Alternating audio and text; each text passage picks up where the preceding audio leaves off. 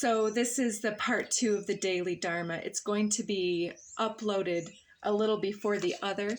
So I will take this opportunity to just bring this card in that is what's being depicted right now. So this is a little bit of a plug for the daily Dharma number 1, loading probably after this one because this one will be a shorter message. This is 34, Kurukulla, I believe, red-skinned goddess surrounded by the heart here. And we've got a few things laid out. One situation over here with Kelly Kuan Yin deck, and then some over on this side. And then we've pulled a couple of animal totem as well for each one of these piles. So it seems like the two messages are related. One is that the service-oriented approaches, and the other is the inner and outer expressions and the unification of self with the self, the primal magical self with the ability to get the job done, right? The socialized perspective. So Kurukulla, she is vibrant red, pulsating with the feminine power of enlightened activity, infusing our hearts with her capacity for sacred sorcery to conjure and create, according to love's guiding wisdom, to receive the divine inheritance of blessings and support for sacred fulfillment. Certain karmic conditions that resonate at a lower frequency need to be cleared away, clearing out those previous soul contracts. The lesson here is to release, to receive. Kurukulla symbolizes a time of rapid movement on your life path and the freedom to attract what you need and what you want. However, you must be willing to let go of negativity and to that which does not belong in your world. So as the shamanic goddess, folk goddess who was adopted into the spiritual traditions of Buddhism and Hinduism, she is one of the medicine goddesses of the waning moon cycle, a powerful sorceress, enchantress, and conqueror of enemies. Here, hers is the realm of magnetism and charisma, spellcrafting, and the power of attraction. So this is talking about how we hone our own ability to attract and co-create in this world through lessons and experiences where there was less than a balance between power dynamics, control dynamics, and the sorcery and attraction that mystifies us when we think that we're on that highest path at all times, and we are when we become distracted or confused by the situations that transpire that seem less than the highest, but trust that we are on this path to deliverance from all evil, because she is the goddess of banishing any negativity that comes into the situation.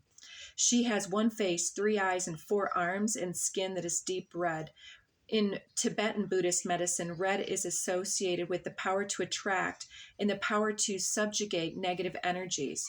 Her hooked sword represents her semi-wrathful nature. She can magnetize or repel as needs be and as the situation presents, overcoming negativity in all dimensions and from every direction.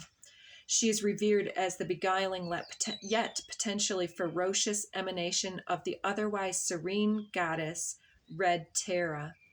With her short fangs exposed and an expression somewhere between friendly and fierce, and her 3 eyes, she sees all and frightens away that which causes trouble, while attracting that which enhances joy, bliss, and sacred passion.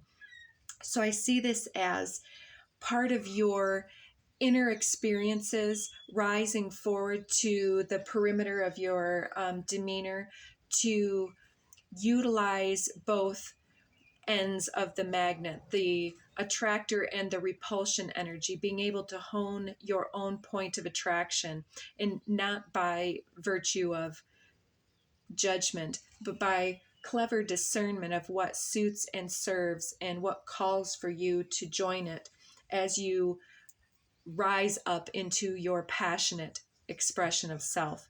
So, one of her abilities bestowed upon you and shared with you at this time is her ability to remain open to life without fear. Sometimes we can close ourselves off in an attempt to avoid further harm here. But sometimes there's a time and a place for that, to create that inner sanctuary.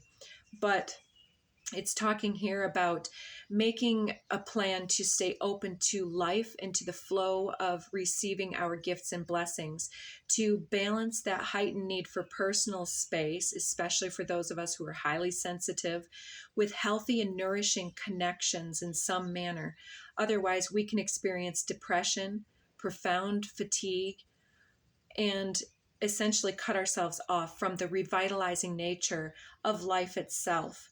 So this is telling you to work with your ability to trust certain situations and trust the way it feels in the body itself, whether those butterflies are experienced as a attraction to another individual, which can sometimes be quite deceptive, because the fear response is also anticipation and flutters in that gut brain area being called out here.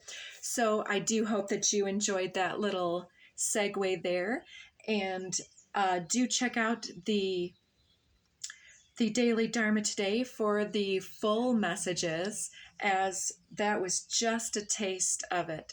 So take care of yourselves and check back for more later. Thanks, folks. Bye.